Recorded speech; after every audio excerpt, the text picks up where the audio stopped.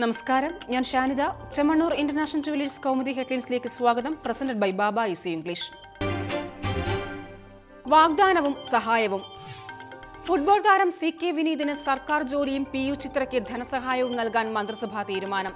ഹാജർ കുറവായതിന്റെ പേരിൽ AG's ഓഫീസിൽ നിന്ന് പിരിച്ചുവിട്ട വിനീതിന് പുതിയ നിയമനം സെക്രട്ടേറിയറ്റ് അസിസ്റ്റന്റായി.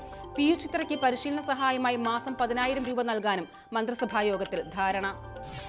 സംസ്ഥാനത്ത് 2014-15 അധ്യയന വർഷം അനുവദിച്ച എയ്ഡഡ് ഹയർ സെക്കൻഡറി സ്കൂളുകളിൽ 1810 തസ്തികകൾ സൃഷ്ടിക്കും.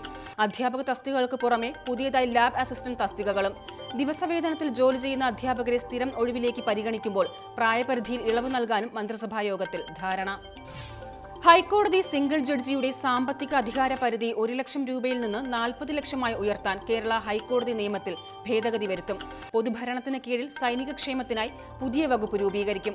തൃക്കാക്കര വില്ലേജിൽ കൊച്ചി മെട്രോ പോലീസ് സ്റ്റേഷൻ സ്ഥാപിക്കാനും മന്ത്രിസഭാ യോഗത്തിൽ തീരുമാനം. ഡ്യൂപ്പിൽ കടുപ്പിച്ച്.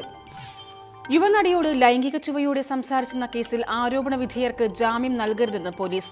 സംവിധായകൻ ജീൻ പോൾ ലാലും നടൻ ശ്രീനാഥ് ഭാസിയും അടക്കം 4 പേർക്ക് ജാമ്യം നൽകിയാൽ അത് അന്വേഷണത്തെ ബാധിക്കും. പ്രതികൾക്കെതിരെ പ്രാഥമിക തെളിവുകൾ ലഭിച്ചതായും കോടതിയിൽ അന്വേഷണ സംഘം. പ്രതികളെ കൂടുതൽ ചോദ്യം ചെയ്യേണ്ടതുണ്ട്. കേസിൽ വെള്ളിയാഴ്ച വിശദമായ വാദം കേൾക്കണമെന്നും പോലീസ്. ഹണിബി 2വിന്റെ ചിത്രീകരണം നടന്ന കുമ്പളത്തെ ഹോട്ടലിൽ തെളിവെടുപ്പ് നടത്തി അന്വേഷണ സംഘം. ചിത്രത്തിന്റെ സെൻസർ കോപ്പിയിൽ നടത്തിയ പരിശോധനയിൽ നടിയുടെ ആരോപണം ശരിയെന്ന് കണ്ടെത്തിയതായും പോലീസ്. നിസാം ആരോഗ്യവാൻ. ചന്ദ്രബോസ് വധക്കേസ് പ്രതി മുഹമ്മദ് നിസാം പൂർണ്ണ ആരോഗ്യവാനെന്ന് മെഡിക്കൽ റിപ്പോർട്ട്. വിശദ പരിശോധനയ്ക്ക് ശേഷം മാനസികാരോഗ്യ വിദഗ്ധർ നൽകിയ റിപ്പോർട്ട് ഹൈക്കോടതിയിൽ സമർപ്പിച്ച സർക്കാർ കേസ് അടുത്ത തിങ്കളാഴ്ച വീണ്ടും പരിഗണിക്കും. വിശദ സത്യവാങ്മൂലം സമർപ്പിക്കുവാൻ സർക്കാരിന് കോടതി നിർദ്ദേശം. നിസാമിനെ പരിശോധനയ്ക്ക് വിധേയനാക്കിയത് പ്രതിയുടെ മാനസിക നില തകരാറില്ലെന്നും ശിക്ഷ മരവിപ്പിച്ച് ചികിത്സയ്ക്ക് സാഹചര്യം ഒരുക്കണമെന്നും ആവശ്യപ്പെട്ട് അടുത്ത ബന്ധു സമർപ്പിച്ച ഹർജി പരിഗണിച്ച്.